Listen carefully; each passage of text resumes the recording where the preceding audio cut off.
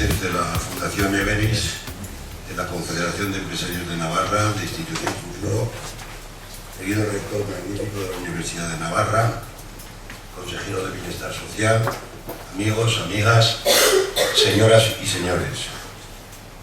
Mi condición de vicepresidente de la APD en la versión Navarra, me toca hacer la apertura de este evento en ausencia por razones de agenda y razones profesionales de nuestro presidente Juan Carlos Blanquet. Como todos ustedes saben, la Asociación para el Progreso de la Dirección es una entidad privada e independiente creada en el año 1956, que tiene como principal objetivo colaborar con el desarrollo empresarial a través de la formación e información a sus directivos. Pero junto a esta principal actividad no es menos importante la de conformar opinión pública desde la sociedad civil, en la medida en que ésta contribuya a mejorar la competitividad y modernización de nuestras empresas, el incremento de la actividad económica y, en definitiva, el desarrollo económico y social de nuestros conciudadanos. En cumplimiento de nuestros objetivos, nuevamente hemos querido traer a este auditorio el estudio realizado por la Fundación Everis, titulado Transforma Talento, ya que, como ustedes recordarán, hace poco más de un año tuvimos la oportunidad de conocer el antecesor del mismo, Transforma España. Por eso, desde la APD, desde la Asociación para el Progreso de la Dirección de Navarra, hemos querido convocarles nuevamente a todos ustedes, juntamente con la Confederación de Empresarios de Navarra e Institución Futuro, que igualmente son entidades privadas e independientes incardinadas en la sociedad civil, para reflexionar conjuntamente sobre una cuestión que estimamos de alto interés para el desarrollo equilibrado de nuestra sociedad. Se trata de analizar los contenidos de la Declaración Transforma España, propuesta elaborada bajo la visión de un buen número de personas destacadas de la sociedad civil española, comprometidas con nuestro futuro, que piensan que junto a los problemas estructurales que padecemos hay que plantear soluciones desde la responsabilidad que tiene la sociedad civil y asumir su papel alternativo como catalizador, motor y tractor del cambio. Decía hace un año en su presentación en esta misma sala que el documento Transforma España comenzaba con la cita de un proverbio asiático que dice: cuando empieza a soplar el viento, algunos corren a esconderse, mientras otros construyen molinos. Hoy me gustaría confirmar que la Fundación Everis, con este nuevo documento, ha colocado en la sociedad española su primer molino.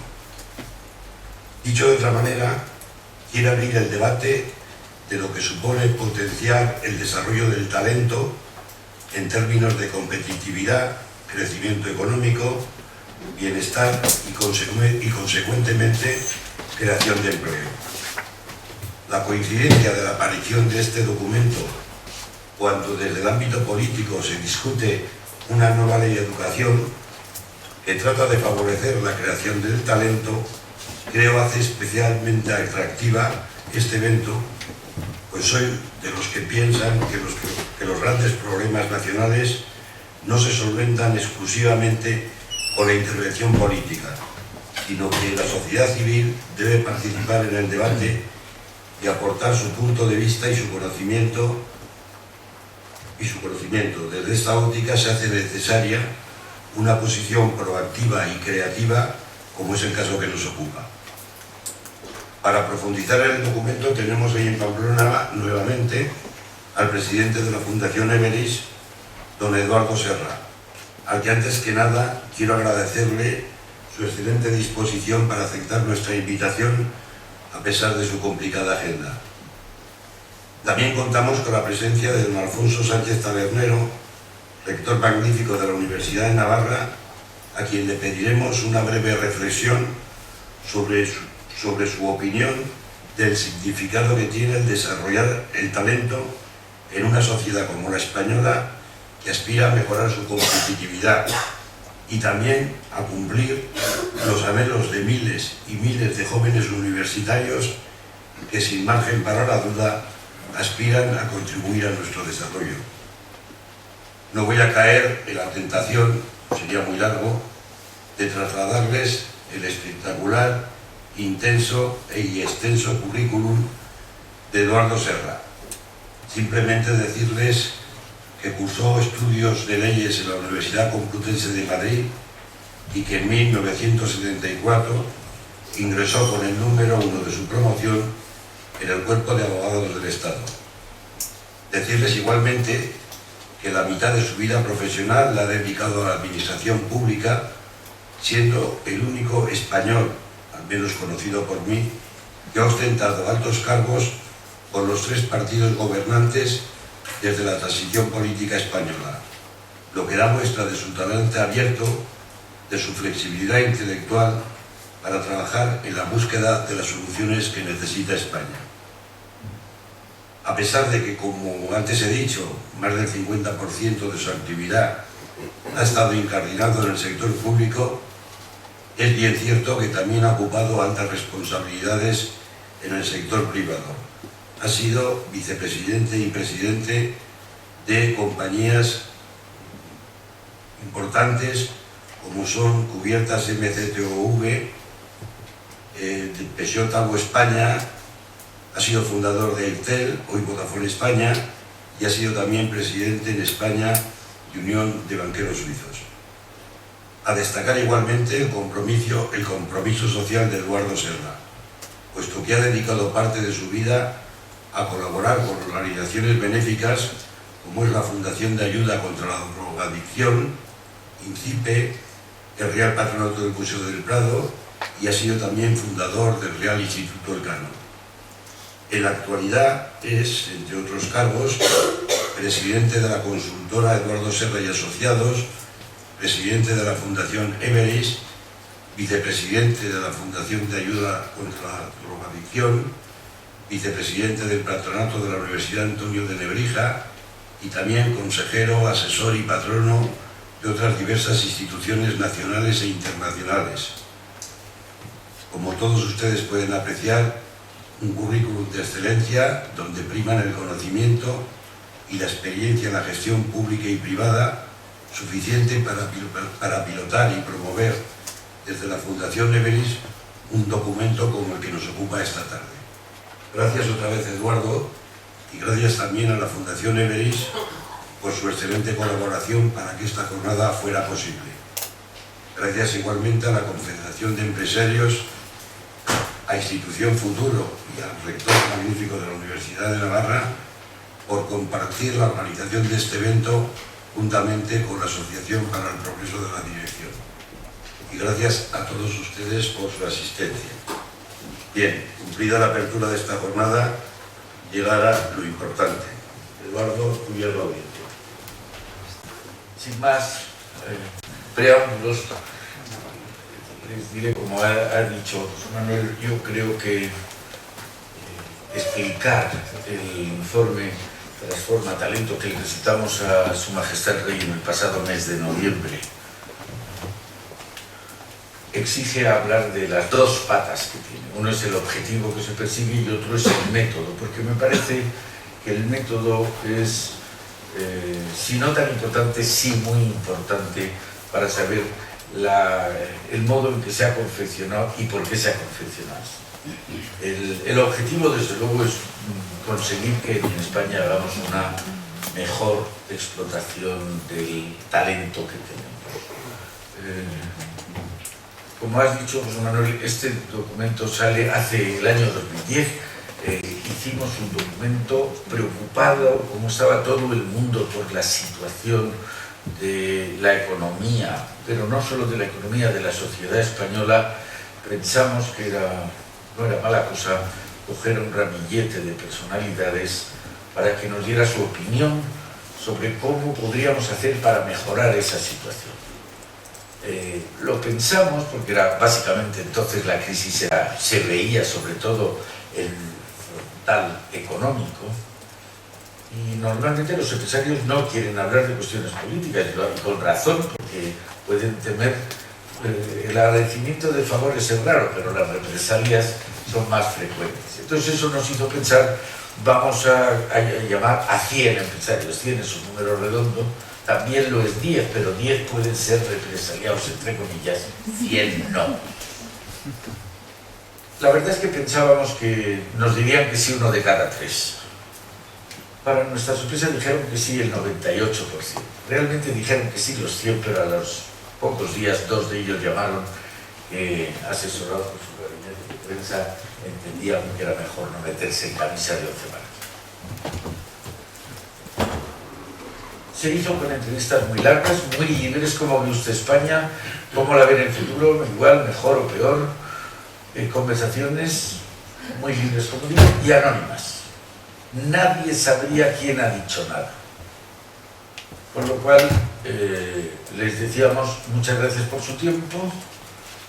Si les gusta el documento que salga al final, estaremos muy contentos. Si no les gusta, se lo agradecemos su presencia y lo sentiremos, pero no más. Y si les gusta tanto que están dispuestos a firmarlo, entonces estaremos felices. De los 100 que al final accedieron a las entrevistas, firmaron el documento 98. También era una grata sorpresa, pero era sobre todo, a mi modo de ver, la muestra de que quizá por primera vez la sociedad, eso lo llamamos sociedad civil, estaba preocupada por los asuntos públicos.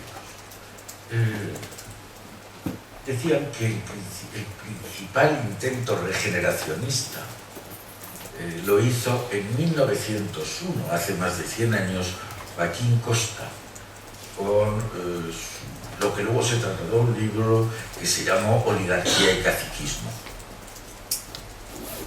Y curiosamente lo hizo a través también de unas encuestas, de una entrevista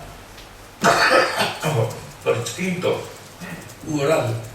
La primera diferencia, a 150 personas o algo así, es que no había un solo empresario. Curioso, en la España de principios del siglo XX se llamaba a académicos, a universitarios, a políticos, a profesores de universidad, pero no había empresarios. El que hizo Transforma España, y gran parte de los que han hecho Transforma Talento, eran empresarios de empresas muy descollantes, también de empresas medianas y pequeñas, y también la mitad de expertos que no tenían empresas, pero eran expertos muy cualificados en distintos sectores, básicamente economía, pero también sociología, política, etc. No llamamos a políticos, queríamos que fuera, y este es el método, la sociedad civil la que dejara oír su voz. Se presentó al rey, al gobierno de aquel entonces no le sentó bien, y eso nos hizo felices, no porque no le sentara bien, siempre sentimos que siente mal las cosas de nadie, pero eso hizo que el documento fuera polémico y por tanto muy conocido. Todos los medios de comunicación se encargaron o bien de lanzar el documento contra la cabeza del gobierno o bien de descalificar el documento porque iba en contra o pensaban que iba en contra de lo que decía el gobierno. En ese documento se hacían 8 propuestas para transformar España. La más urgente, decíamos, era transformar la economía, el sistema productivo, el modelo económico español. Esa era la más urgente para salir de una situación de paro, de recesión, de desesperanza. Pero decíamos entonces la más importante, no la más urgente, la más importante es transformar el talento. Entonces hemos llamado no a 100, sino a 200, con una diferencia. Hemos llamado a personalidades extranjeras de máximo nivel mundial. El padre de la reforma PISA, el que ha conseguido el logro unánimemente reconocido de mayor éxito de las escuelas en el Reino Unido, gente de Japón, de California, de Australia. y no les pudimos por premuras de tiempo pedirle a todos la firma, pero lo han firmado 180 y tantos. Una cosa importante es que el documento solo refleja aquellos extremos a los que se han referido por lo menos 2/3 de los entrevistados. Hay cuestiones, luego se lo diré. Por ejemplo, la cooficialidad, se han referido a ella el 12%.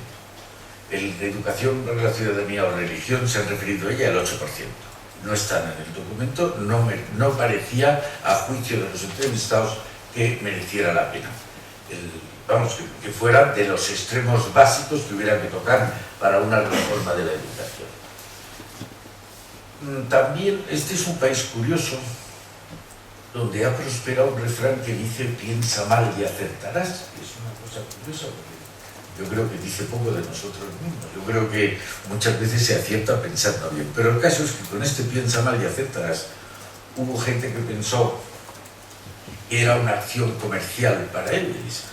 Les aseguro que es lo último que se nos había ocurrido, pero en fin, para evitar esa crítica al segundo documento, no lo hemos hecho la Fundación Everest, lo hemos hecho APD, la Fundación Everest, Universia, la Fundación Telefónica y Global Education Forum, 5 instituciones de ámbito nacional sin ánimo de lucro y que nos parecía que merecía la pena ocuparse del talento. Como les decía, considerábamos la más importante de las reformas. ¿Por qué? Bueno, yo creo que el eje de coordenadas que marca la situación actual del mundo, que por cierto es casi opuesta a la que marcaba el mundo hace 30 años, 40 años, 50 años. Entonces había dos bloques, Occidente a la cabeza Estados Unidos, Oriente a la cabeza la Unión Soviética, enfrentados por razones ideológicas, con un arsenal nuclear que nos aterraba a todos, pero que hizo que Europa viviera la época de paz más larga desde el Imperio Romano, que se dice pronto. Desde el año 45, por fortuna hasta hoy, esa situación de paz ha perdido, pero han cambiado radicalmente lo que podríamos llamar el panorama estratégico. A mi juicio, básicamente dos tendencias han modificado el panorama y ha hecho que la gente, en concreto los europeos, se sientan, las sociedades europeas se sientan, eso lo decía Tony Blair, se sientan asustados. Las sociedades europeas están asustadas. ¿Qué va a pasar? ¿Qué va a pasar con Europa? Europa ha regido el mundo durante 500 años. ¿Qué nos va a pasar? Tenemos unas sociedades prósperas, pacíficas, felices, con estados del bienestar. ¿Y esto qué nos va a pasar?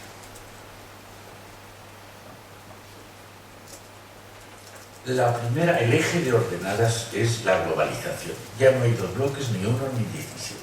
La economía del mundo es mundial, se han ido cayendo las barreras arancelarias.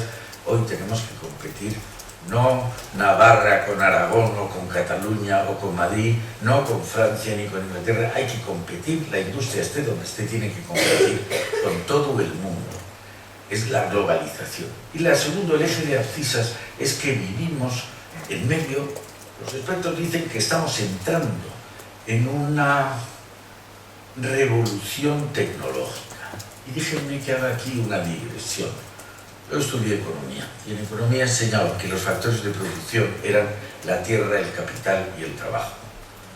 Luego, quizá porque pasé muchos años en el Ministerio de Defensa, me preocupó cuál era el factor de producción estratégico.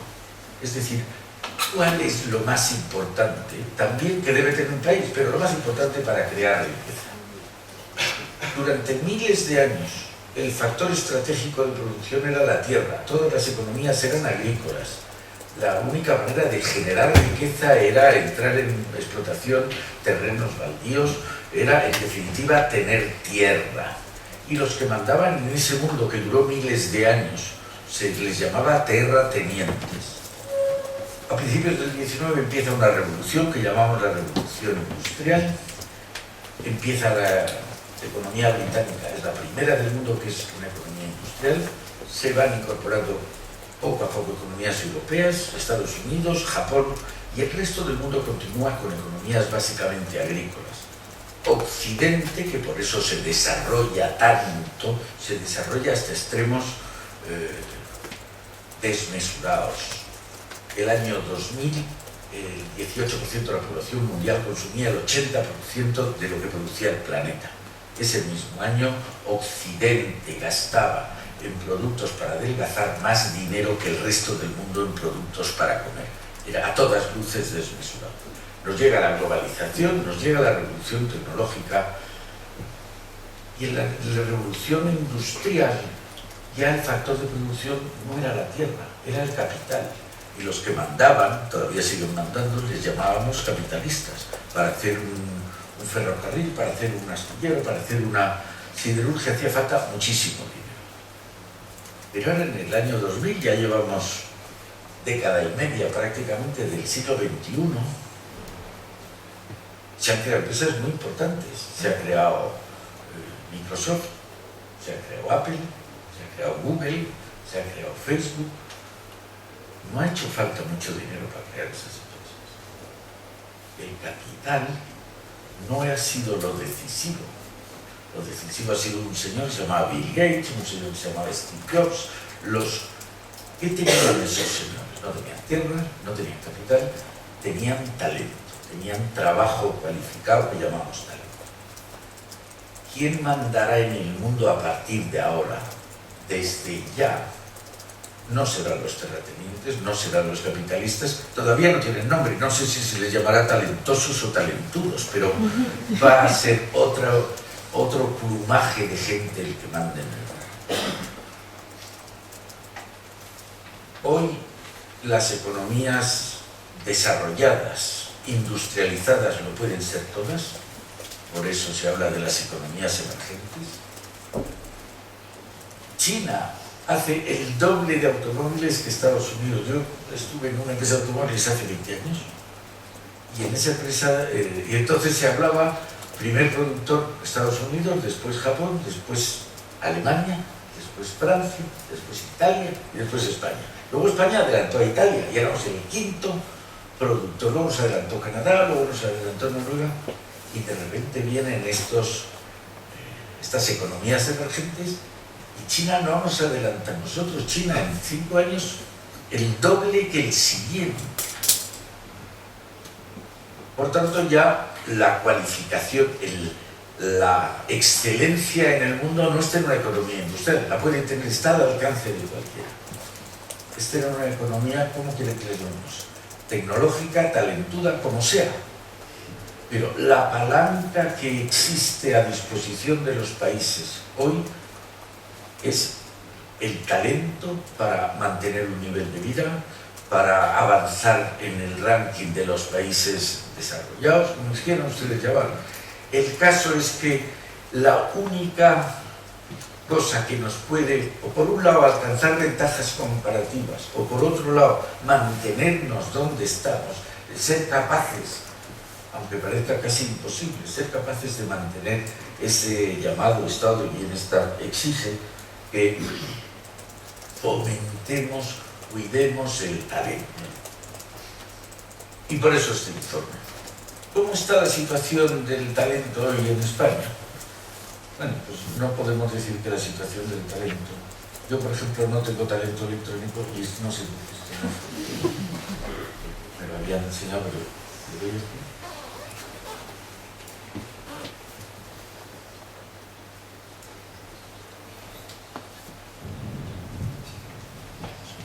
¿Y ahora? Vale.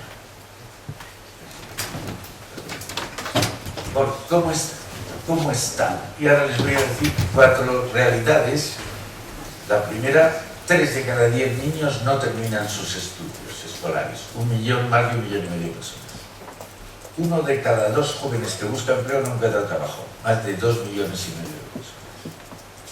1 de cada 3 adultos tiene problemas para llegar a fin de mes. 10,5 millones de personas.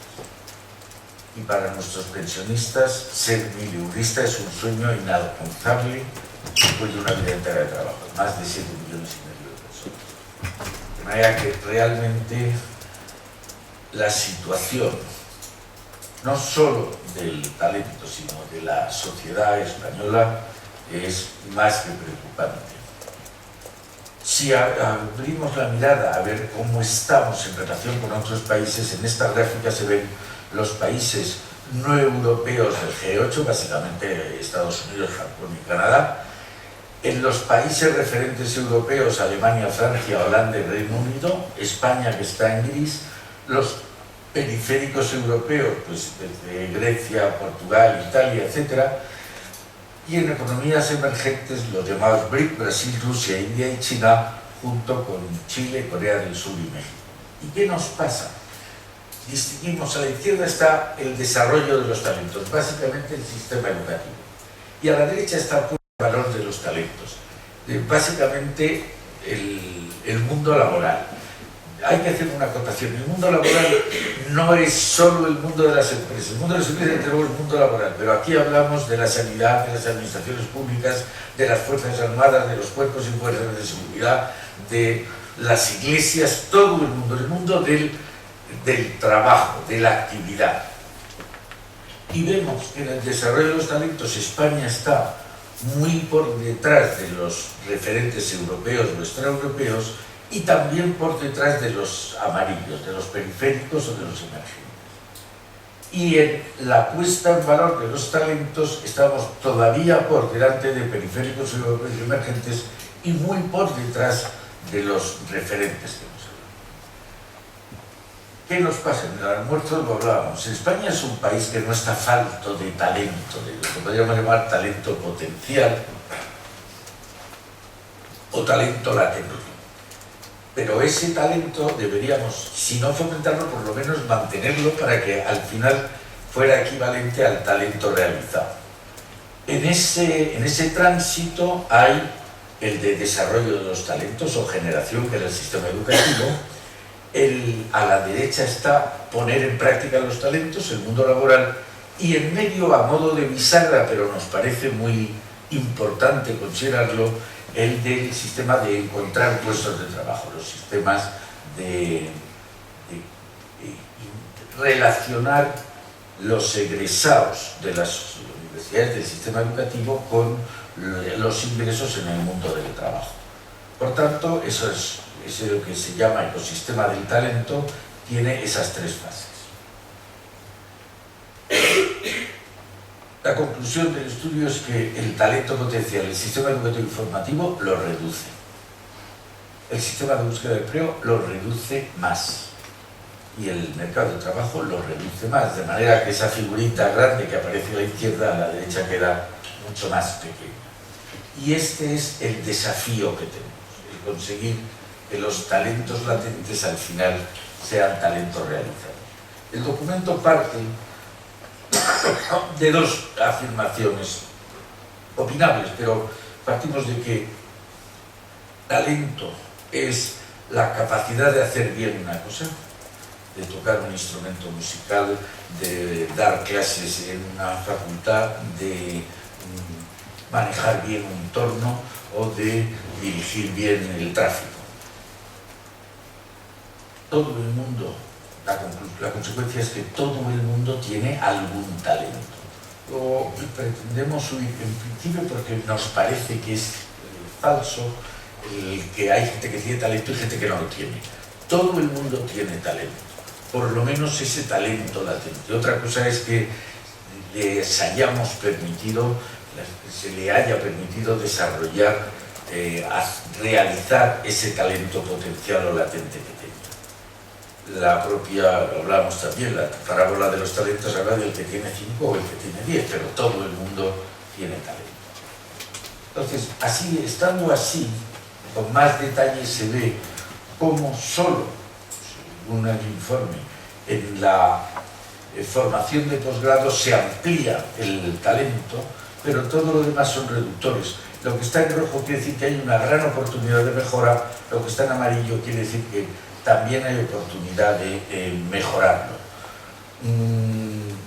Hay algunos de los agentes privados de empleo que está en gris, que es neutro, pero también podría mejorarse. De aquí se deduce que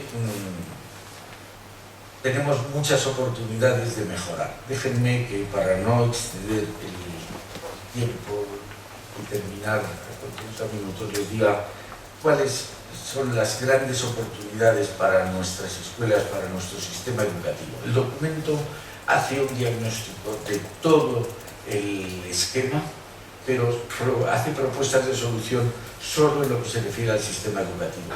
Hemos preferido dejar para después, porque si no hacía demasiado denso, y ya lo haremos y espero tener la oportunidad de hacerlo también aquí, cuáles son propuestas para el mundo de la búsqueda de empleo y para las oportunidades para el mundo del trabajo.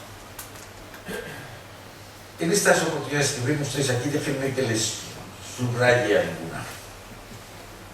El talento, después de lo que se ha dicho, es una cualidad personal e intransferible. Entonces deberíamos procurar, intentar tender a un sistema que lo primero que hiciera fuera ver cuál es la materia prima del alumno que ingresa en el sistema. Parece que lo que tenemos es lo contrario, que es dar un alimento normalizado, estandarizado a todo ese niño. No se le pregunta, ni siquiera nos preguntamos si un niño o una niña tiene inclinaciones o aptitudes musicales, o tiene inclinaciones hacia la historia, o tiene inclinaciones hacia la emotividad y la relación con los demás. Le damos una ración de matemáticas, una ración de geografía, una ración de lengua, y sea quien sea, para todos café. Eso nos parece que es un gran error ya desde el origen. Por eso queremos que los centros tuvieran mayor autonomía en poder decidir. Luego haya unas pruebas que pongan en relación unas con otras, unas pruebas generales y uniformes está muy bien, pero que se permitiera digamos, especialización, no solo por las aptitudes de los niños. Hay un, como he dicho antes, un índice de fracaso escolar espeluznante. Cuando venían los que hicieron el informe a contármelo, decía, mira, no podemos, estamos haciendo una reforma, propiciando una reforma del sistema educativo. No me cuentes que hay algunos que les va mal, hasta que me dijeron, es cerca del 40%. Cerca del 40%, lo he dicho, los datos ponen un tercio de los 3 de cada 10. Eso es no solo un río de dinero, sino que demuestra un fracaso del sistema.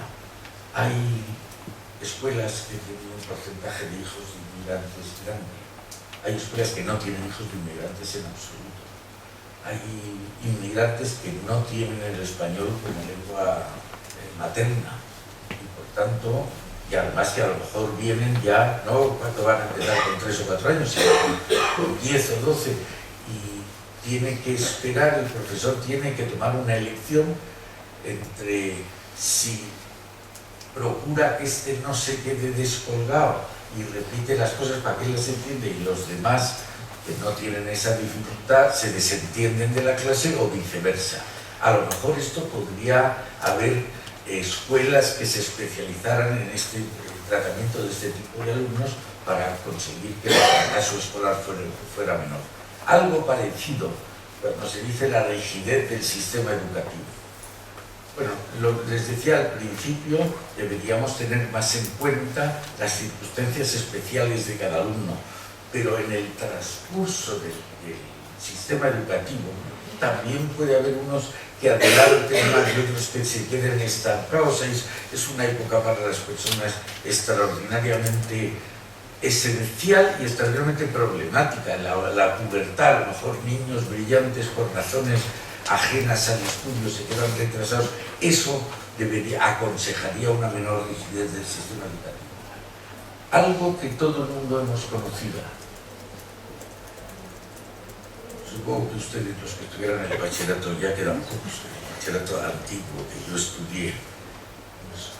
Era un bachillerato bueno, muy basado en la memoria, pero bueno. Nos enseñaban y aprendimos lo que eran las fanerógamas y las criptógamas, y las monocotiledonias y las dicotiledonias. Realmente luego lo hemos utilizado poco en nuestra vida. o la homotecia o la traslación en geometría, ¿verdad? Sin embargo, hablar en público nadie nos enseñó. A trabajar en equipo nadie nos enseñó. A ejercer el liderazgo nadie nos enseñó. Si dijéramos que el sistema educativo es como un árbol, las raíces, que es lo que son los valores, ¿no? El tronco es las actitudes. Aquí están el desarrollo de actitudes, tener ante la vida una actitud positiva, el esperar que del futuro pueden venir cosas buenas, es esencial en la vida. Probablemente, no es que yo tenga nada contra las dicotiledóneas, pero probablemente más importante que saber las monocotiledóneas y las dicotiledóneas. Las hojas son las competencias, y hay competencias transversales. Lo que sabe un neurocirujano no lo sabe casi nadie más. Lo que sabe un físico cuántico no lo sabe casi nadie más. Pero hay competencias transversales. Hay una que en España deberíamos desarrollar. Nosotros éramos, cuando estábamos lo mejor, éramos la octava potencia del mundo industrial. Luego nos adelantamos, somos la 12, la 14, parece que nos vamos a quedar estancados en la 20. Bueno, va. Pero hay una cosa que somos los segundos del mundo, que es en la lengua. Nosotros tenemos la segunda lengua más importante del mundo. ¿Por qué no decimos? Porque la lengua la tiene que utilizar incluso el neurocirujano, el perito agrícola o el físico plántico tienen que utilizar la lengua. Esa es una riqueza y no la estamos explotando lo suficiente. Tengan en cuenta que es el español es la segunda lengua internacional del mundo, después del inglés, pero que a diferencia del inglés, cada año hay más gente que como idioma nativo, como idioma materno, vernáculo, habla el castellano. No le pasa eso al inglés, ni le pasa eso al chino. Sin embargo, en Internet, en inglés hay 25.000 millones de páginas. En chino hay 5.000 millones, en español hay 2.500 millones. Tenemos ahí un enorme recorrido por hacer. No era más que decirles la importancia de algunas de estas oportunidades. Y termino. Al final, si hiciéramos con este informe un paquete, lo que pretendemos es decir a nuestros políticos: pónganse de acuerdo en el sistema educativo. Pónganse de acuerdo. A lo mejor tenemos una ley estupendísima, pero si no se hace como producto de un pacto, esa ley tiene la fecha de caducidad en la frente, porque llegará el gobierno siguiente y la derogará, como pasó con la ley de la calidad en el sistema educativo del año 2002. No podemos poner a nuestros hijos en inferioridad de condiciones de los hijos de los italianos, de los franceses o de los alemanes, que tienen un marco de educación donde se desarrolla a lo largo de décadas. Aquí no nos podemos estar porque cada gobierno que llegue tenga el prurito de cambiar la ley, porque no se ha puesto la religión, porque se ha puesto mucha religión, porque se ha puesto educación por la ciudadanía, porque no se ha puesto, no lo sé, pero que se pongan de acuerdo, hagan una ley pactada que permita gran estabilidad. En ese mundo competitivo de hoy no es solo la política exterior o la política de defensa las que tienen que ser políticas de Estado. La política de educación, como la política científica o la política de investigación y desarrollo, deben ser pactadas, porque si no somos pactadas y vamos en zigzag, nos adelantarán los que van en línea recta. Con esto termino diciendo que si el pacto no lo alcanzan los partidos políticos, lo alcancemos a nivel individual. Demos los empresarios, a las empresas, la importancia que tiene el talento. Busquemos la formación continuada de nuestra gente. Eso es riqueza, no para el futuro a largo plazo, para el futuro inmediato. Les decía que aquí termina el informe, y que esto era el objetivo del informe. El medio era, y aquí me complace mucho estar entre organizaciones de la sociedad civil, que lo hagamos desde la sociedad civil. Los políticos tienen la labor más importante, que es gobernar en un país democrático. Pero no va de suyo que los políticos tengan que regir las cajas de ahorro, no va de suyo. Y tampoco va de suyo que la educación tenga que depender de los políticos, tampoco va de suyo. Pero aunque dependa de los políticos, nosotros, si quieren ustedes, como padres de familia, como interesados, como sociedad civil, les podemos decir, por ejemplo, ese intento de que se llegue a un acuerdo. Por eso que creemos en la importancia de la sociedad civil. Hay un experto sociólogo que ha participado en los dos informes, que ha escrito un librito que se llama Tradición cortesana, tradición ciudadana, y dice que la tradición cortesana, cuyo ejemplo es España, es el que mira, la sociedad que mira al poder para pedirle favores o para que no le haga inspecciones. La sociedad, la tradición ciudadana, es la que mira al poder naturalmente con respeto, pero con plena conciencia de que los políticos, los administradores públicos son eso, administradores, que los dueños del negocio son los que pagamos los impuestos. Y por tanto, hay que mirarle, ya digo, con respeto, pero también sin sumisión, sin estar sometidos esperando que hagan una cosa o la otra. Si pasamos de ser una sociedad cortesana a una sociedad ciudadana, creo que mejoraremos el mundo de la educación, pero creo que mejoraremos los demás puntos que nos faltan para transformar España. Por eso vamos a constituir en este mes una fundación que se llamará Transforma España, junto con una asociación de amigos que serán amigos de Transformar España, y que ya se anunciará oportunamente. Cualquiera de ustedes que se sienta interesado será bienvenido. Nada más y muchas gracias.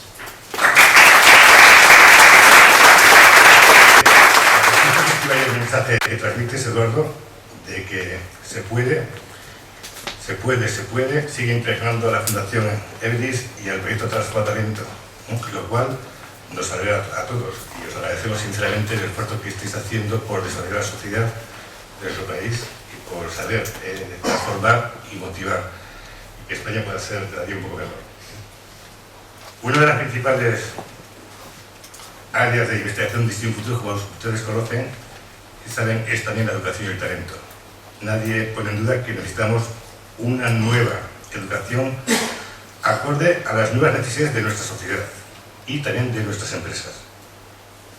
Y digo nuevas porque tenemos que aprender de nuestras carencias, debilidades, frustraciones y autoengaños que han aflorado por esta crisis. Y debemos revisar nuestra interpretación del pasado para apoyarnos en los puntos fuertes, en lugar de estar atrapados en nuestros sufrimientos, que es lo que está ocurriendo. La riqueza de un país no se mide por sus materias primas, sino por la riqueza de sus gentes. Y esta no es otra que la suma de los talentos individuales, el compromiso de todos con su entorno. Y trataremos, pues, fortalecer y revitalizar la sociedad civil y despertar la reacción de los talentos individuales. La meta, que la voy a leer textualmente porque es muy clara, ¿no? El informe de Transforma Talento dice, meta final, que todos los españoles debemos entender y valorar que el activo más importante son nuestras personas, somos nosotros mismos. Tenemos que crear las condiciones adecuadas para que el talento pase a ocupar una posición central en nuestra sociedad y economía, y que éstas logren juntas la realización personal, social y profesional de toda nuestra gente, nosotros. Pues bien, igual que como ha dicho Eduardo, la educación de cada persona y su compromiso con el entorno, con la sociedad, debería durar toda su vida. Séneca, filósofo, político, orador y escritor romano que vivió entre los años 4 a.C. y el 75 después de Cristo, dijo: todas las personas desean ser felices y buscan la fuente de la satisfacción, pero muchos se ven incapaces de encontrarla. Esas personas van como ciegos porque no saben qué es lo que les hace felices. Y cuanto más buscan la felicidad, más se alejan de ella.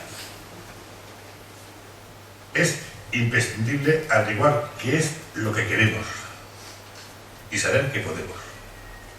Y saber que si no podemos lo que queremos, intentar querer lo que podemos. Y no ser tan manipulables por las influencias del exterior. Esto lo dijo Séneca hace 2000 años. Para Séneca, la senda más transitada es la menos confiable. Y nada es menos aconsejable que seguir el rebaño, los reborregos. Somos una sociedad y nuestra riqueza depende de nosotros. No somos una simple oveja siguiendo a un pastor. Esta situación nos invita a salir de la zona de confort y a descubrir otros caminos a través de la exploración y de la aventura. Séneca afirmaba que la mayor demora de la vida es la espera del mañana y la pérdida del día de hoy. ¿Esperas a que las cosas sucedan o haces tú que las cosas sucedan? Pues bien, esta educación en la mejora personal continua y el desarrollo del talento tienen que ser los pilares del nuevo sistema social y económico que tenemos que saber construir entre todos. Y a continuación haremos un coloquio con el ponente Eduardo Serra y también con el rector de la Universidad de Navarra, Alfonso Sánchez Tabernero, y después de la intervención, antes del coloquio, tenemos tiempo muy corto y bueno, simplemente te toda la palabra. Muchas gracias. Muchas gracias, Javier. Yo resumiría como dos grandes ideas. Una es que el principal activo de un país es contar con gente capaz. Y la segunda cuestión es que todo el mundo tiene talento, al menos latente. Afortunadamente, porque no, sería grave que dijéramos, este 70%, ustedes no tienen nada que aportar al país. No. O sea que si cultivamos bien ese talento, pues puede haber futuro. De hecho, mi convicción es que la aportación de valor a una empresa, a una universidad de trabajo, a la sociedad, tiene que ver con la multiplicación de talento por compromiso. Talento por compromiso. No talento más compromiso.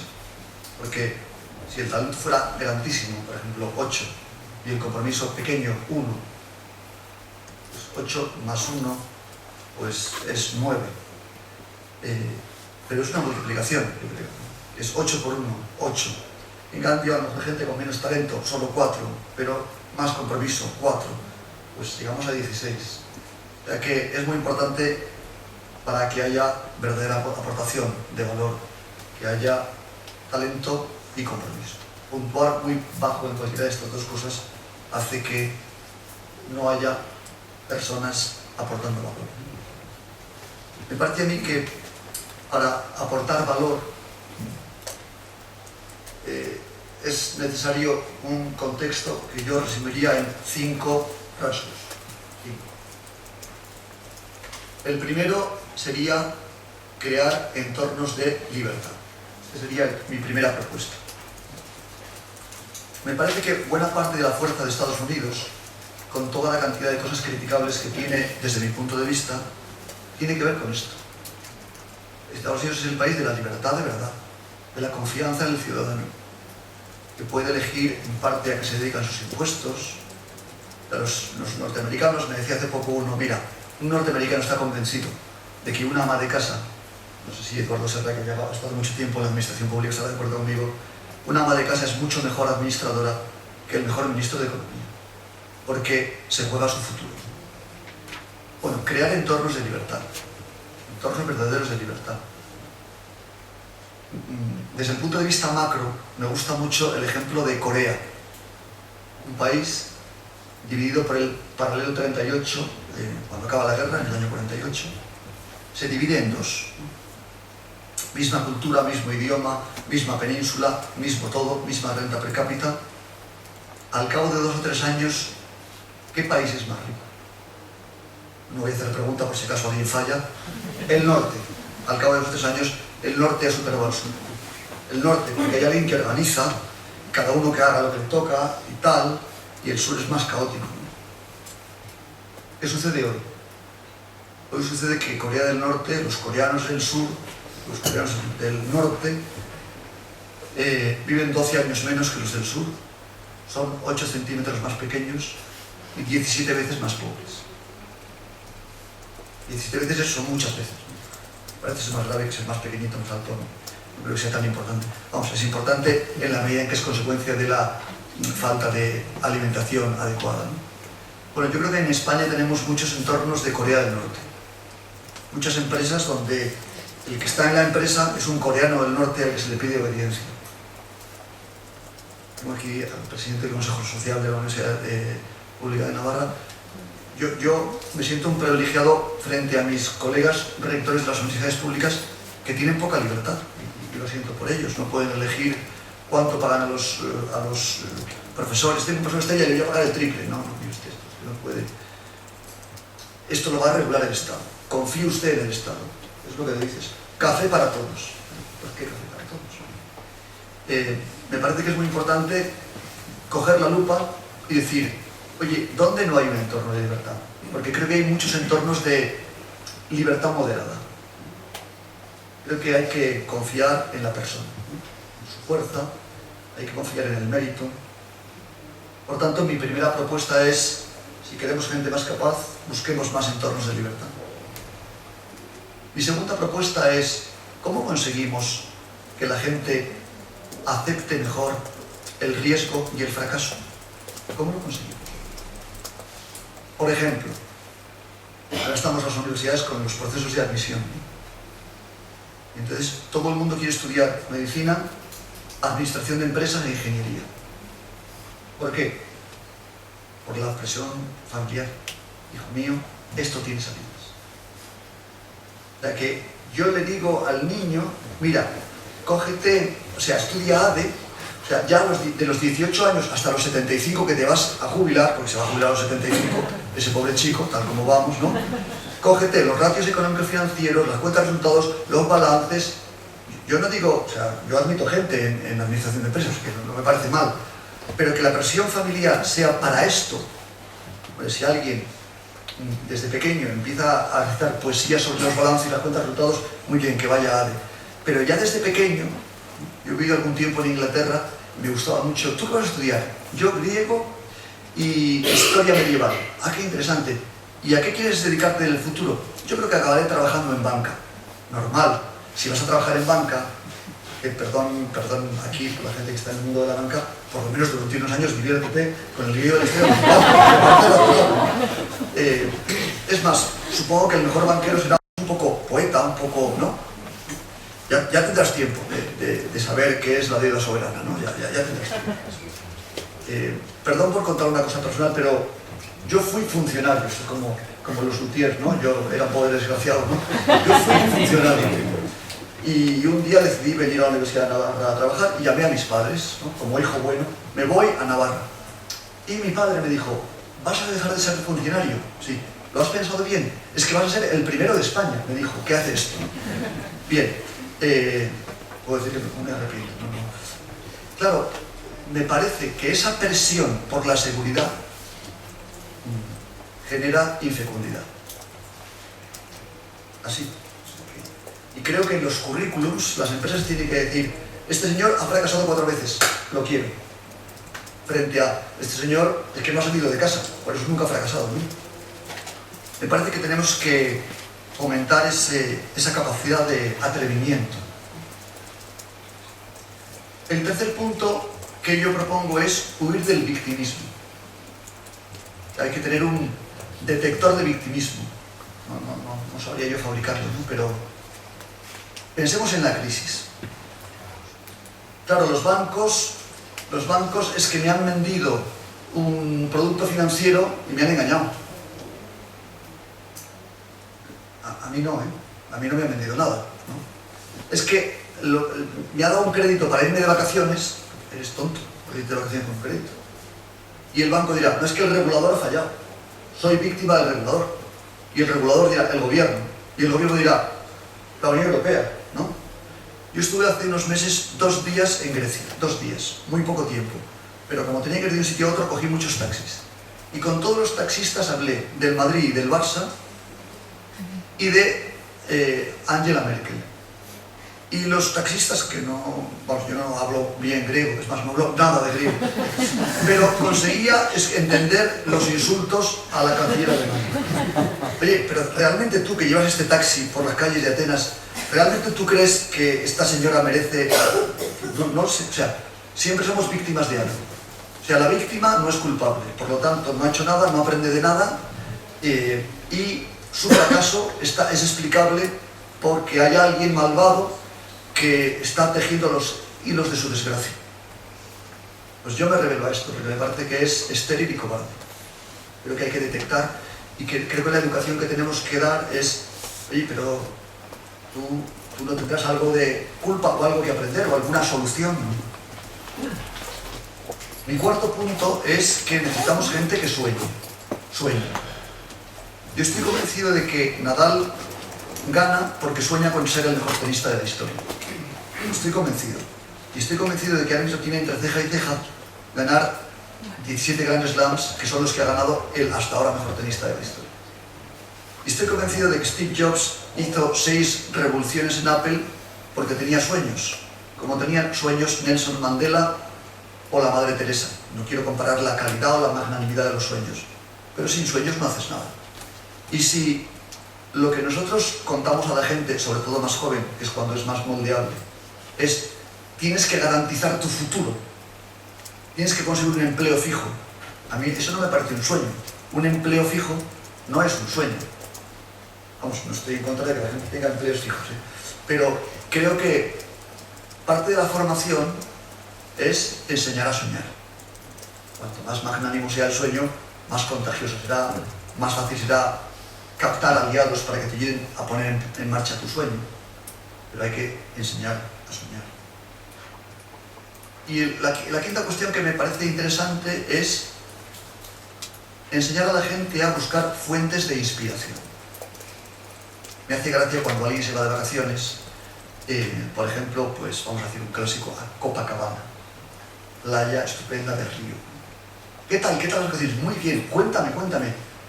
El agua, buena temperatura, la arena fina. ¿Y qué más? La playa, bueno, tomamos un no sé qué y... Bueno, pero ¿qué has visto del río? ¿Qué has visto de... río? ¿Qué es eso? ¿No? Bueno, es muy difícil que uno se inspire si solo mira la arena de la playa o solo mira el reality show o el concurso de tirarse a la piscina o a donde sea, ¿no? Eso es un poco inspirador. Me parece que nos inspiramos leyendo cosas interesantes, escuchando a gente interesante, viajando y abriendo los ojos y viendo cosas interesantes, pensando sobre lo que hemos escuchado, visto y leído. Y esto nos inspira. Bueno, pues creo que con esos entornos de libertad, con esa cultura de aceptar el riesgo y el fracaso, si somos capaces de enseñar a huir del victimismo, a tener grandes sueños y a buscar fuentes de inspiración, creo que fomentaremos que haya gente capaz, que aporta valor a su empresa, universidad, colegio y a su país. Gracias.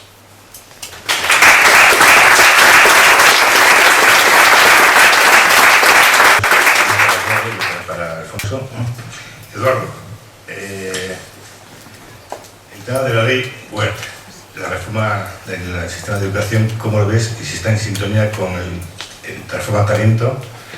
Y Alfonso, el tema de Bolonia, llevamos ya años de aplicación, ¿qué ha aportado y cómo valoras para la Universidad de los Ministerios el tema de Bolonia, ¿no?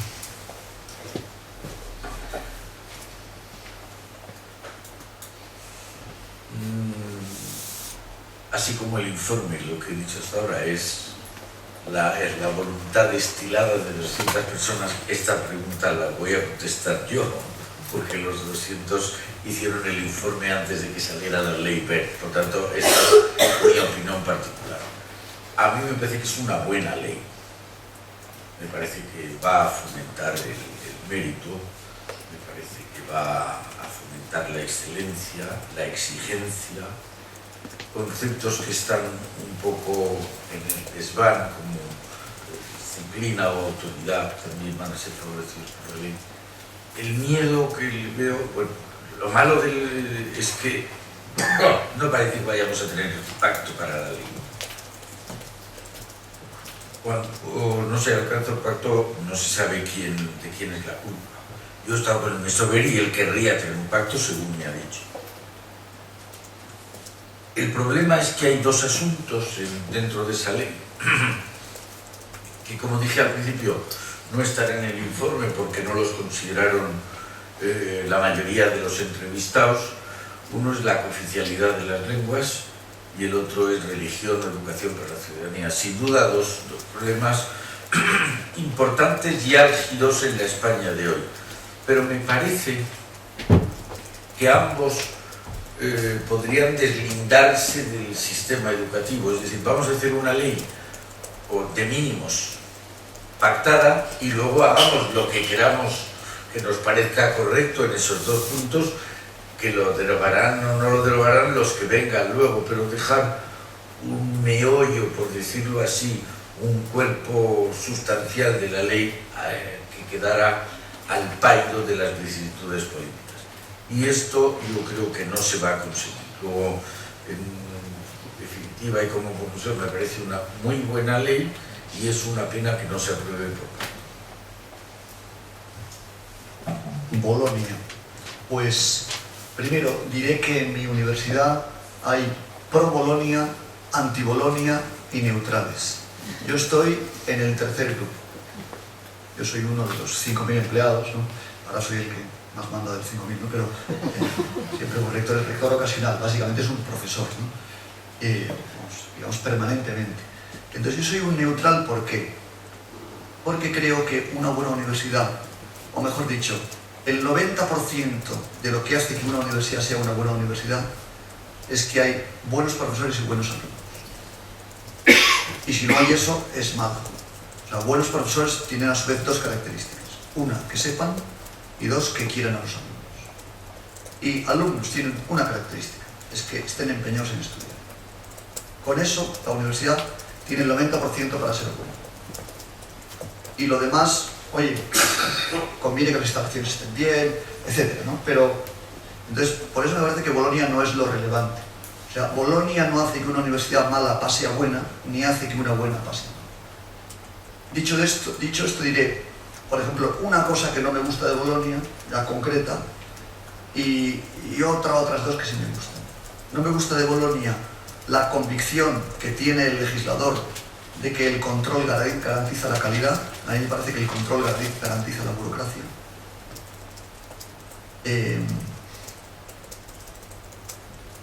Voy a poner un ejemplo, un poco límite, ¿no?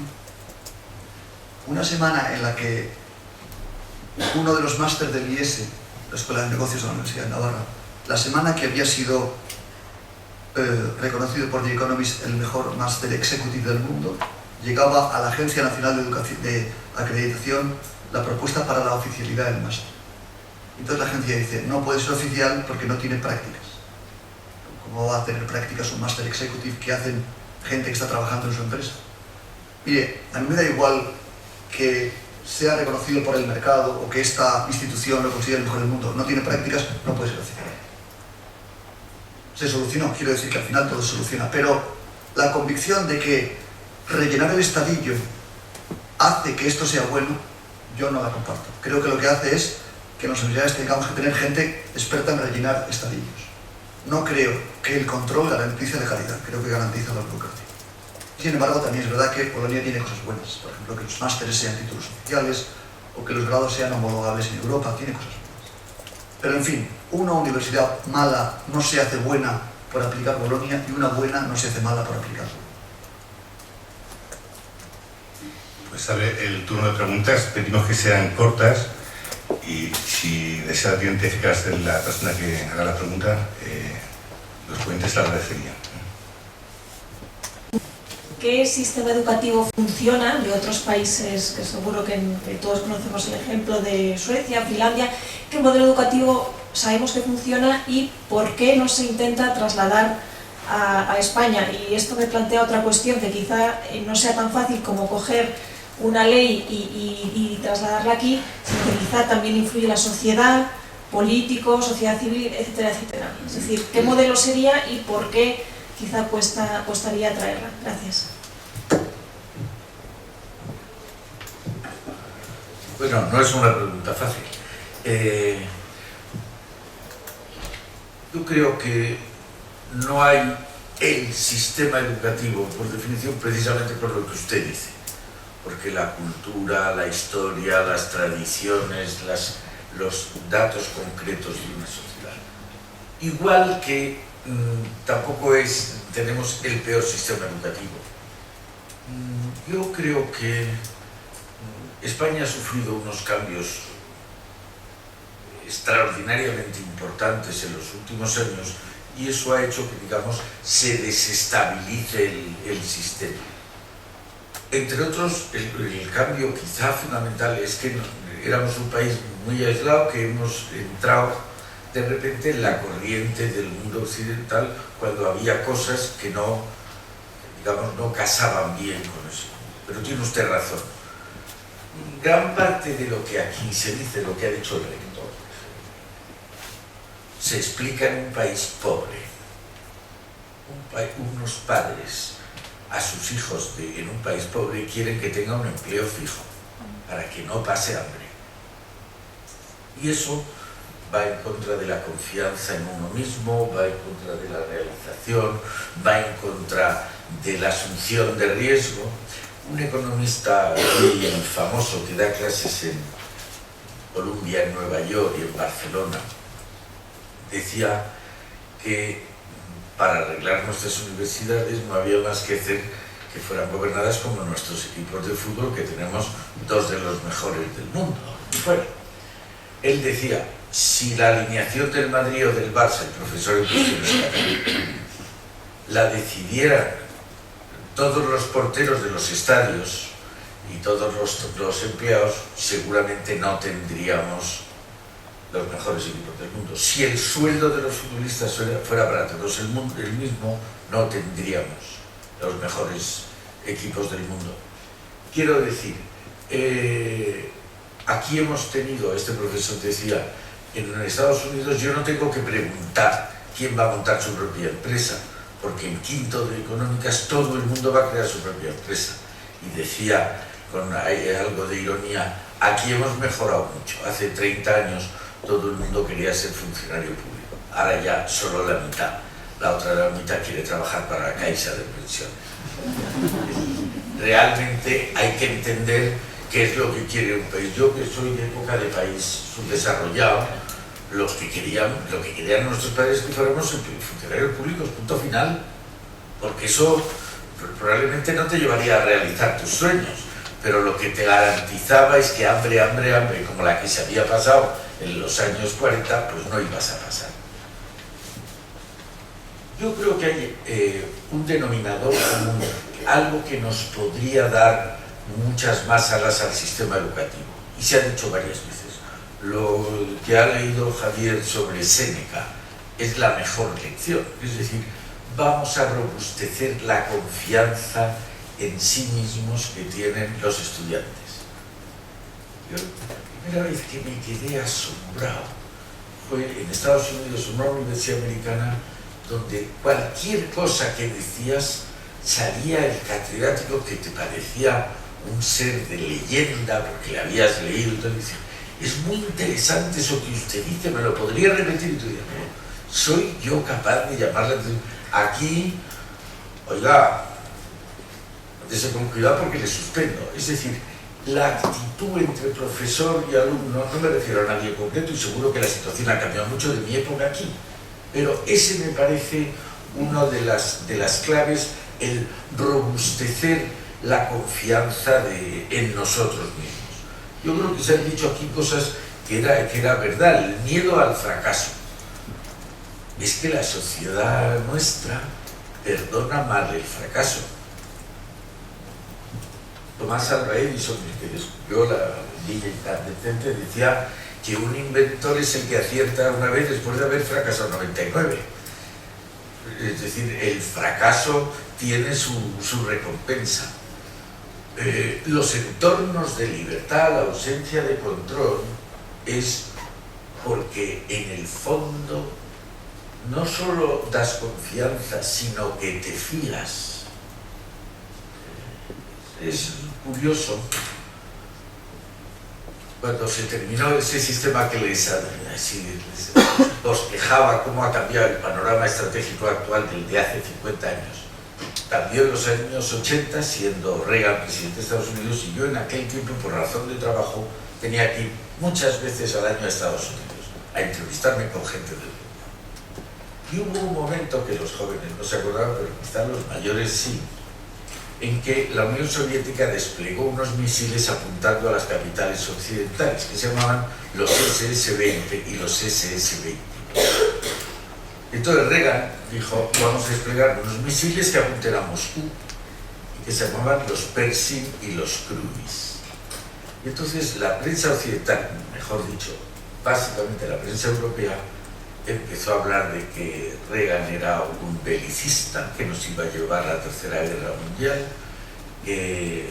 bueno, todos los males del infierno si desplegaban los misiles. Entonces, como les digo, me tocaba ir al Pentágono y le pregunté al que era mi contraparte en el Pentágono. En Europa está todo el mundo convencido de que vamos a ir a la Tercera Guerra. Y me dijo dos cosas que me parece que es bueno repetir, porque está en la línea contraria de lo que normalmente hacemos en España, en Europa y en concreto en España. Una de las que me dijo es, según nuestros asesores, los rusos se habían levantado de una mesa en Viena que se llamaba las conversaciones SALT II para la limitación de armamento estratégico. Y dice, según nuestros asesores, me cuentan los americanos, si no desplegamos los misiles, los rusos se habían levantado por el anuncio de despliegue de los misiles. Dice, si no desplegamos los misiles, vendrán los soviéticos. El cálculo es que tardarán entre 6 y 8 meses. Si los desplegamos, vendrán ese mismo día por la tarde. Y la segunda cosa es, nosotros vamos a ganar esta guerra, que la ganaron la Guerra Fría, solo porque tenemos más libertad que los soviéticos. Es eso, me dijo. Mire usted, nosotros, si Princeton hace un descubrimiento, en tiempo real lo sabe Yale, o lo sabe Stanford, o lo sabe Berkeley, y interactúan. Entonces cada 10 minutos dan un paso, porque ha leído un descubrimiento que le sirve al otro. Los rusos, los soviéticos tienen controles. Entonces si Vladivostok hace un descubrimiento, no lo conoce en tiempo real de San Petersburgo, porque tiene que ir al Kremlin. Y el Kremlin tiene que pasar la censura. La censura tarda 6 meses y da el visto bueno, entonces no conoce San Petersburgo. Luego nosotros damos un pasito cada 10 minutos, ellos dan un paso cada 6 meses. Los entornos de libertad son esenciales también en el sistema educativo. Eso como criterio general. Yo luego creo que en particular, por el desarrollo que les decía de la revolución tecnológica, eso, hay dos cosas, y por el acceso a la enseñanza superior de grandes cantidades de gente, hay dos cosas que están en el informe que se deberían cambiar. A nosotros nos enseñaron a saber, lo que decíamos, ciencias naturales, geografía, historia, lengua y literatura. Ahora es muy importante saber cómo buscar dónde están las soluciones. Ahora no tiene sentido, quizá no lo tuvo nunca, pero hoy tiene menos sentido que nunca aprenderse de memoria los códigos, las leyes, porque están al alcance de un golpe de ratón. Hay que enseñar, saber, y hay que enseñar a saber hacer. Cosas que quizá en el sistema español se fue demasiado por la teoría y poco por la práctica. Y termino la contestación con una afirmación del informe.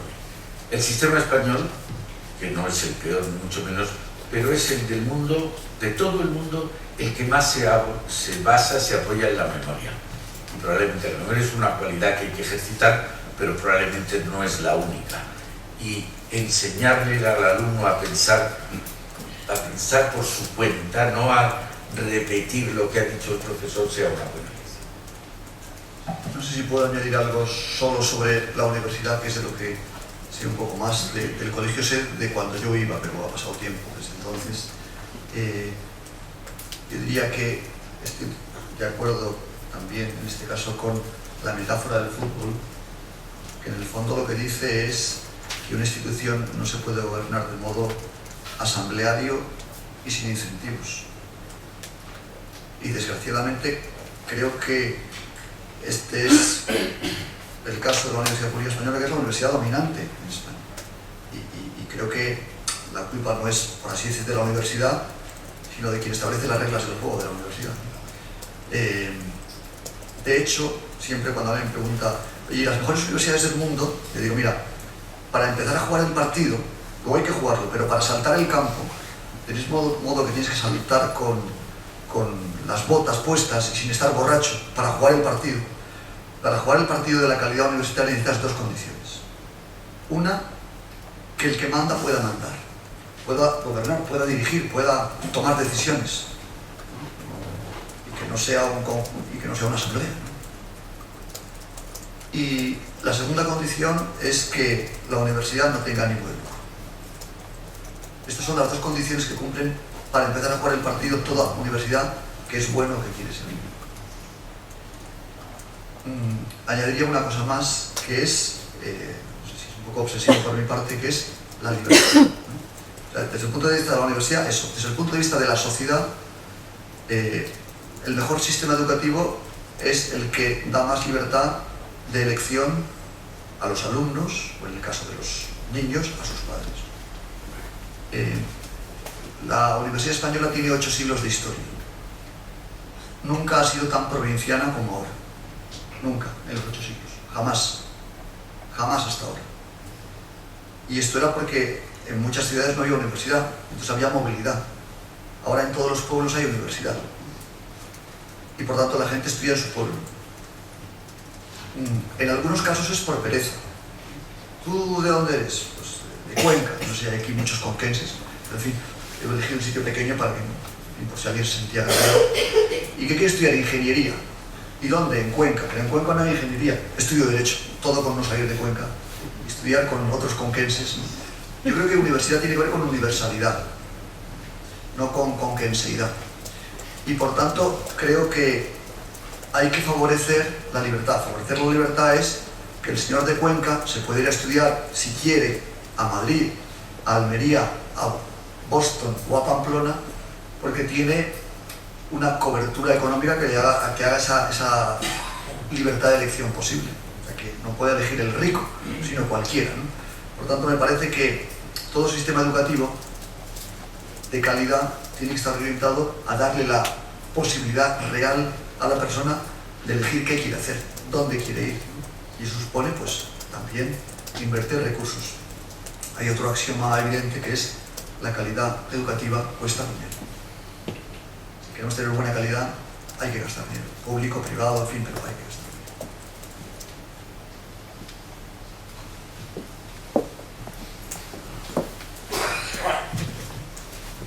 Buenas tardes. Bueno, gracias por las charlas, han sido buenísimas, ¿no? Y me han dejado muy pensativo, ¿eh? Mi pregunta es abierta, tal vez un poco más dirigida al rector, pero abierta, ¿eh? Mi pregunta es ¿qué podemos hacer para que el hecho de que nuestros jóvenes, yo diría nuestros jóvenes con talento, el irse al extranjero sea una elección y no una obligación? Y en ese sentido, ¿cómo podríamos, por lo menos a esos jóvenes que si van al extranjero vayan a desarrollar su talento con el objetivo de volver, que es lo que nos interesa y necesitamos? Gracias. Vamos a ver, yo creo que la necesidad es la madre de todas las invenciones. O sea, que gente que hace cosas muchas veces porque no tiene más remedio. Y afortunadamente hoy hay mucha gente que tiene la necesidad de irse. Pues pueden cambiar la necesidad por oportunidad. A mí me parece que el drama que vive hoy este país es el drama de la falta de formación. O sea, el drama que yo veo es ese chico que cuando tenía 18 años dijo, yo no voy a estudiar, porque es que trabajo en la construcción, gano 4.000 euros y mañana me compro un coche y pasado una hipoteca y su trabajo ha desaparecido y no tiene formación, ni conoce otros idiomas y no sabe qué hacer y ahora tiene 24 años, ese es el drama. Ahora, el chico que tiene 23 años y acaba de terminar arquitectura en una buena universidad y que conoce idiomas, pues lo siento, pero el 90%, el 80%, el 70% tendrá que irse. Muy bien. Pero es que resulta que se irá, y le irá bien, porque tiene buena preparación y aprenderá. Y la crisis de la construcción acabará, y si quiere podrá regresar, y cuando regrese será más valioso, porque tendrá más experiencia, tendrá más perspectiva, tendrá más confianza, tendrá más seguridad. Por tanto, a corto plazo no podemos arreglar su problema, porque a lo mejor decía, es que yo, mire usted, yo soy de Pamplona, mi novia es de Pamplona, querría casarme y quedarme aquí. Le comunico a usted que no va a ser posible, ¿no?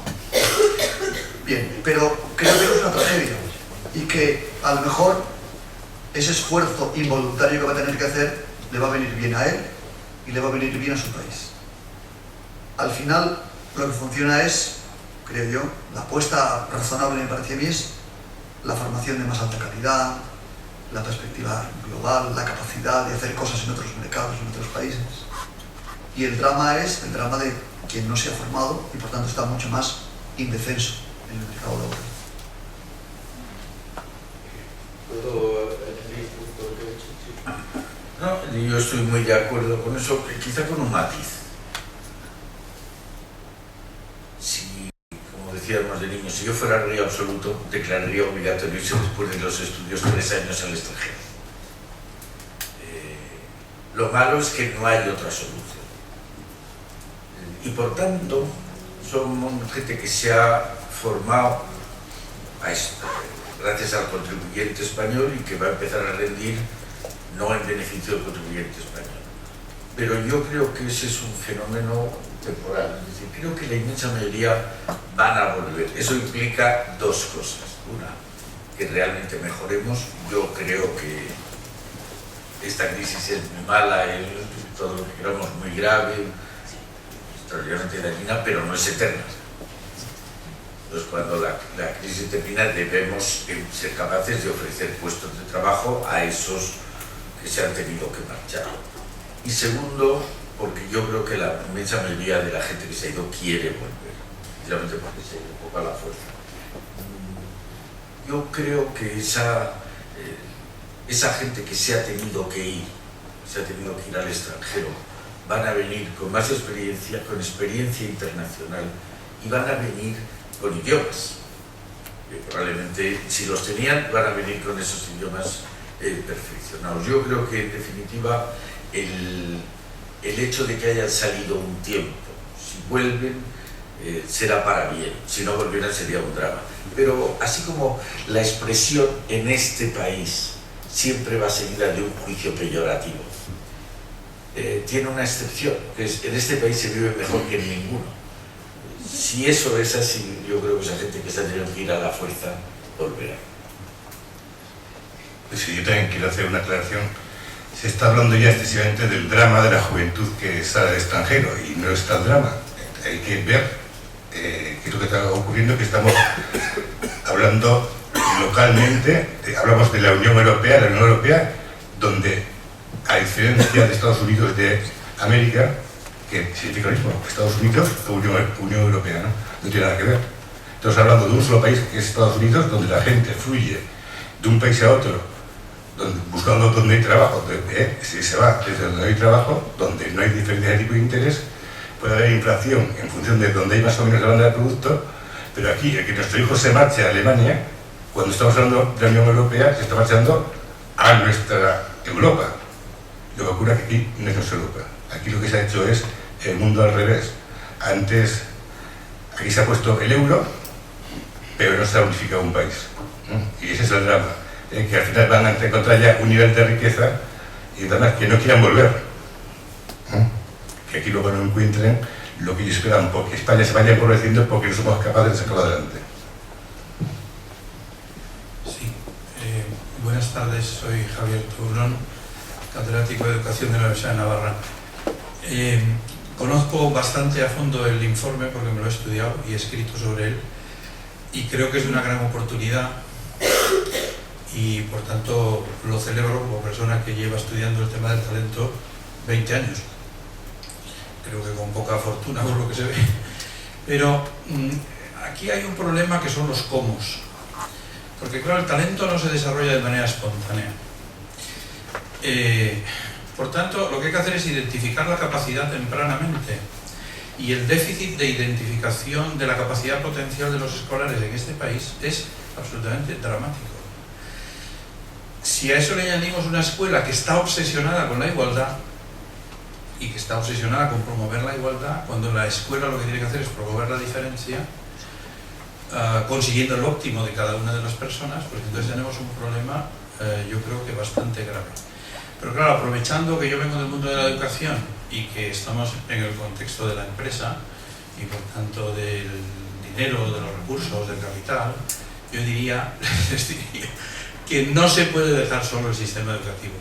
Es decir, hace falta iniciativas como esa que ustedes conocerán, que se llama The Giving Pledge de los Estados Unidos, donde hay gentes que tienen muchos recursos y están dispuestos a ponerlos al servicio del desarrollo de su país. Entonces, en un país donde la escuela se obsesiona por la igualdad, donde la capacidad de las gentes no se identifica, yo no sé si a continuación de este informe, que me parece extraordinariamente oportuno, ustedes han pensado hacer algo relativo a los cómo. Gracias. Sí, bueno, muchas gracias por los elogios. Me alegro que le haya gustado el informe, de verdad. El informe, como habrá visto, hace unas propuestas para los poderes públicos y otras para la sociedad civil. Es decir, por ejemplo, no tienen que ser poderes públicos, pero esos rankings de los que hablábamos podría hacerlo la sociedad civil, las empresas. No sería la primera vez que empresas americanas crearan universidades. Entonces, ¿qué pasa? Bueno, pues un poco como la primera pregunta. El problema es que para que haya protagonismo de la sociedad civil, para que haya mecenazgo, se necesitan varias condiciones. Una es un tipo de cultura donde se valora lo público. Aquí ha habido poco. Yo me acuerdo cuando un equipo de fútbol hace muchos años quería construir su estadio al lado, literalmente al lado de un río. Yo había estudiado abogado del Estado y le decía, mire usted, es imposible, es un bien demanial, es un bien, no puede ser enajenable, es inembargable, es Y me decía, pero no es público. Sí, pues eso, que no es de nadie. Había la sensación de que había la cultura que lo público no valía nada porque no era de nadie. Otra cosa que había que cambiar y que habrá que cambiar todavía es la fiscalidad. A mí me gusta mucho eso de que la sociedad pueda tomar decisiones propias que las podría tomar. Por ejemplo, yo estar en el Museo del Prado. ¿A usted qué le gusta más? Dar dinero, su dinero, para el Museo del Prado o para el Teatro Real. Bueno, usted délo donde quiera, pero lo que usted dé lo vamos a desgravar de sus impuestos. Usted está decidiendo, no decido yo, que soy su representante. Entonces, se necesita fiscalidad adecuada, una cultura y se necesita dinero. Nosotros somos o éramos hasta hace nada un país rico. Éramos un país nuevo rico. Ahora hay que esperar a que esa riqueza se decante y debamos, pero creo que tiene usted toda la razón, podamos desde la sociedad contribuir a esos fines. ¿Qué vamos a hacer nosotros? Probablemente intentamos hacer dos cosas. Una, pues continuar con los informes y a lo mejor uno se refiere a eso.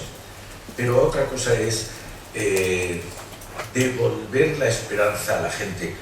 Yo creo que los medios de comunicación, las televisiones, es muy importante que vayan transmitiendo la idea de que de esta situación, una crisis, de un pozo, de una caída, se puede salir y se puede salir pronto. Y si queremos que salga pronto, no es, entre paréntesis, tradición cortesana, ¿cuándo cree usted que saldremos de la crisis? Sino, vamos a hacer entre todos lo posible para salir antes de la crisis.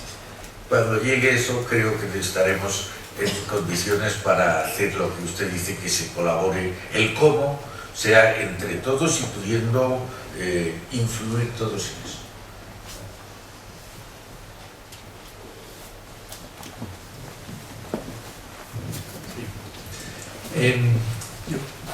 Lo primero, agradecerles la exposición, porque la realidad es que ha sido tremendamente interesante. Estoy bastante de acuerdo con muchas de las cosas que han dicho, pero me gustaría dar el salto un poco al mundo de la empresa. Ya sé que estamos muy focalizados a fomentar el talento en el ámbito educativo y que es lo que primero viene, ¿no? Pero yo he oído aquí palabras como la libertad de inspiración, compromiso, o el soñar y digamos que fomentar el riesgo y el fracaso, y son cosas que normalmente no se oyen en el mundo empresarial. Bueno, habitualmente trabajas en una empresa, normalmente es un contexto de libertad bastante limitado, la inspiración muchas veces está muy condicionada a las estructuras, las burocracias, los organigramas y la jerarquía. El compromiso quizá está a veces, yo creo que confundido, se confunde con los incentivos económicos y cortoplacistas, porque son cosas muy distintas. Y luego cada vez que lógicamente te equivocas o algo te va mal, te pegan los palos en el día tremendos, ¿no? Entonces, ¿cómo dentro de este estudio, de este análisis, sabiendo además que muchas de las personas que han participado son empresarios o se dedican al mundo de la empresa, ¿no?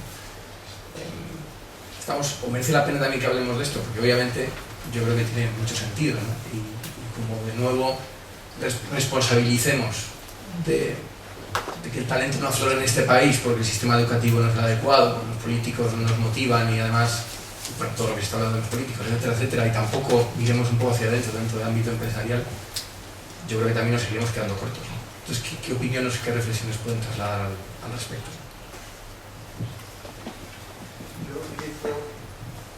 Bueno, yo creo que tu historia también es una historia de sueños, ¿eh? Creo. Pero en fin,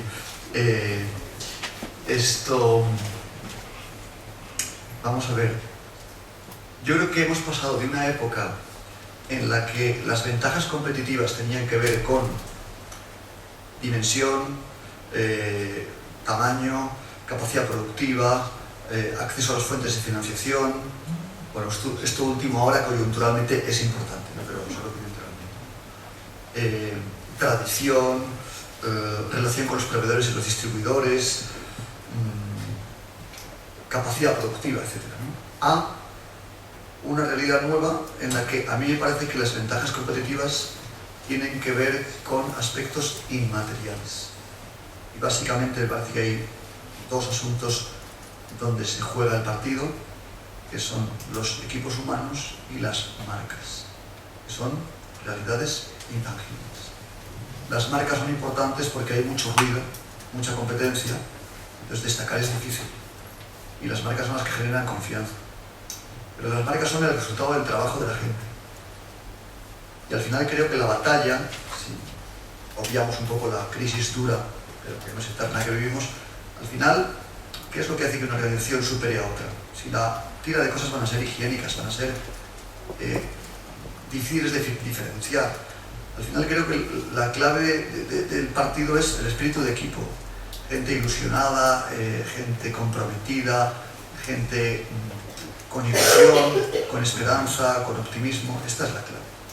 Y creo que al final es que el mercado va a poner a cada uno en su sitio.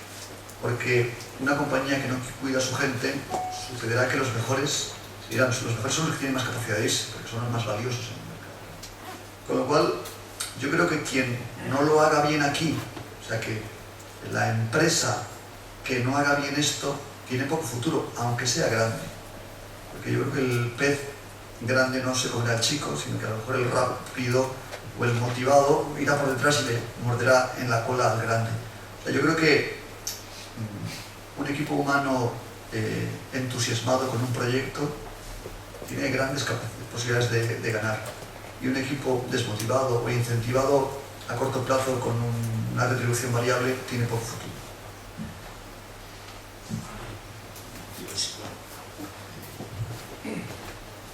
Bien, tenemos un problema de horario porque Eduardo tiene que coger el tren que va a Madrid, creo que será a las 7:30.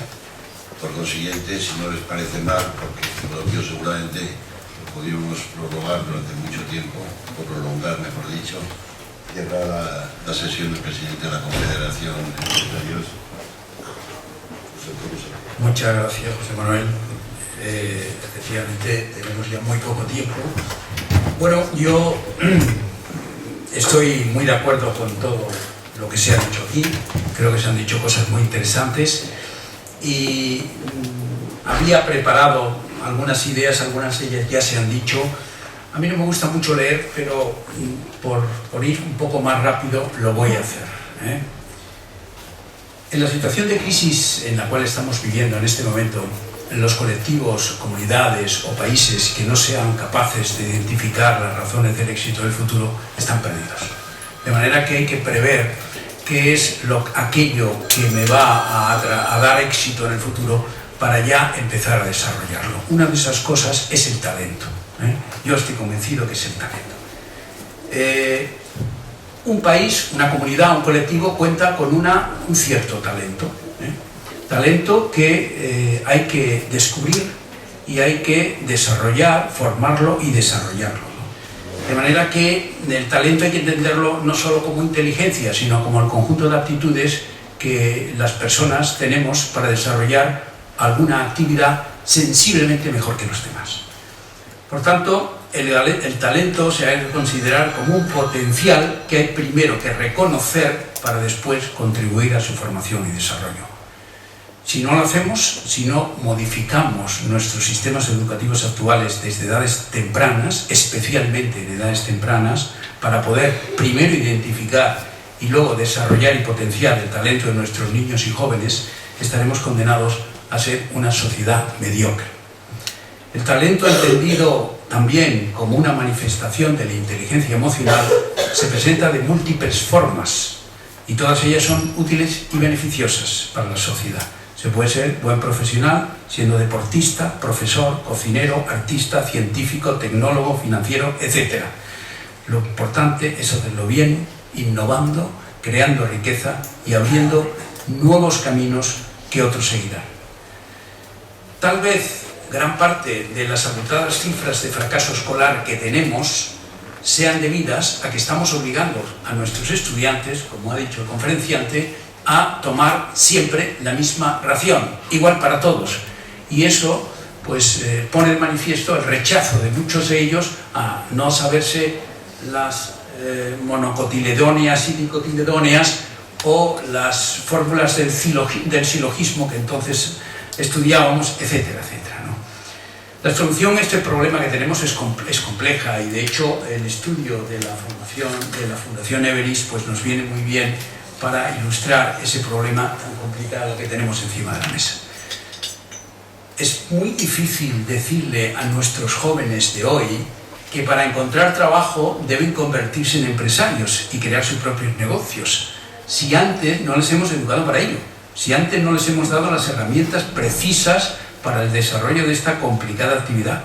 Probablemente en muchos casos ya será demasiado tarde el proponerle a estos jóvenes que desarrollen sus propias ideas e iniciativas, cuando durante muchos años lo que han hecho ha sido repetir el discurso, la enseñanza que el profesor le ha dado, sin darle la oportunidad a manifestar sus propias ideas, a soñar un poco, a equivocarse, a razonar sobre aquello que se le está enseñando. Si vivimos entre codornices, nunca volaremos como las águilas. Es muy sorprendente que muchos profesionales en España, yo lo he visto en muchas empresas, empezaron su primer trabajo, los contrataron en el Departamento de Recursos Humanos y toda su vida profesional la han desarrollado en el Departamento de Recursos Humanos. O empezaron en el comercial y toda su vida han estado en el comercial. Y a lo mejor no les gustaba. Y de hecho hay muchas personas que cada día van disgustados a su trabajo, no les gusta su trabajo, hablan mal de él, y viven entristecidos sin tener por su aversión al riesgo la decisión de dar el salto, abandonarlo todo y empezar de nuevo. Esta aversión al riesgo está relacionada con la estigmatización del fracaso que ya se ha dicho, ¿no? Es algo que debemos superar en nuestra sociedad. Hay muchas personas que les gustaría hacer otras cosas, pero que no se atreven a hacerlo. Se suele decir, no sé si lo hago bien porque me gusta o me gusta porque lo hago bien. Para cumplir la palabra de los talentos, nuestra sociedad debe sacar el máximo partido al capital inicial con el que se la dotó y por ello poner los medios necesarios para dar la oportunidad a todos sus ciudadanos para desarrollarse como personas y profesionales en el trabajo más adecuado a sus características, ya que haciéndolo tendremos una sociedad más rica y más feliz y además estaríamos cumpliendo con el precepto evangélico. Muchas gracias, quiero dar las gracias a todos ustedes por su excelente trabajo en la Fundación Everis y también a su presidente por la presencia en este acto y por la presentación del estudio, también a la Asociación del Progreso para la Dirección, a la Universidad de Navarra por la presencia del rector y a Institución Futuro por la presencia de su presidente. Y muchas gracias.